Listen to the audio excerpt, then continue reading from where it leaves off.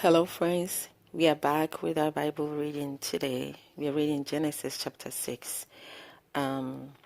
Just to refresh our memories, we know that Adam and Eve, their son Abel, is dead because of his older brother Cain. Cain is now on the run. He's having children, some of which also are doing as he did. Um, so With Cain on the run and Abel dead, Adam and Eve technically have no children. But God, in His mercy, blessed them with another child named Seth. So Adam's family, from the descendants of Seth, are the one that are mentioned in Genesis chapter 5. And it comes all the way up to Noah. Noah had three sons, Shem, Ham, and Japheth. And so that was Genesis chapter 5. And interestingly, if you notice how long people were living in those days, some, almost even to 1,000 years. There was one Methuselah, I think he is the oldest person who ever lived. And some lived over 500, 700. And the youngest one that was mentioned was Enoch. Enoch lived, the Bible said it was 365 years he lived. And he was pleasing to the Lord. So he didn't die, but God took him. That was very interesting. So we are back today reading Genesis chapter 6. If you have your Bible, let us all open to Genesis chapter 6. As always, I'm reading from the New King James Version. The wickedness and the judgment of man. Now it came to pass when men began to multiply on the face of the earth, and daughters were born to them, that the sons of God saw the daughters of men, that they were beautiful, and they took wives for themselves, of all whom they chose. And the Lord said, My spirit shall not strive with man forever, for he is indeed flesh, yet his days shall be 120 years. There were giants on the earth in those days. And also afterward, when the sons of God came in to the daughters of men, and they bore children to them. Those were the mighty men who were of old, men of renown. Then the Lord saw that the wickedness of man was great in the earth, and that every intent of the thoughts of his heart was only evil continually. And the Lord was sorry that he had made man on the earth, and he was grieved in his heart.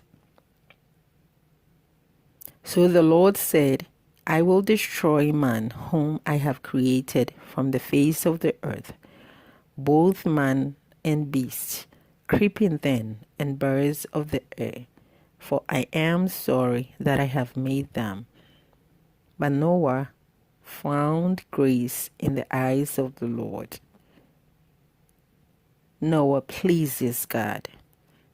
This is the genealogy of Noah. Noah was a just man, perfect in his generations. Noah walked with God, and Noah begat 3 sons, Shem, Ham, and Japheth. The earth was also corrupt before God, and the earth was filled with violence. So God looked upon the earth, and indeed it was corrupt, for all flesh had corrupted their way on the earth. The ark prepared. And God said to Noah, The end of all flesh has come before me, for the earth is filled with violence through them. And behold, I will destroy them with the earth. Make yourself an ark of gopher wood. Make rooms in the ark and cover it inside and outside with pitch. And this is how you shall make it. The length of the ark shall be 300 cubits, its width 50 cubits, and its height 30 cubits. You shall make a window for the ark, and you shall finish it to a cubit from above, and set the door of the ark in its side. You shall make it with lower, second, and third decks. And behold, I myself am bringing flood waters on the earth, to destroy from under heaven all flesh in which is the breath of life.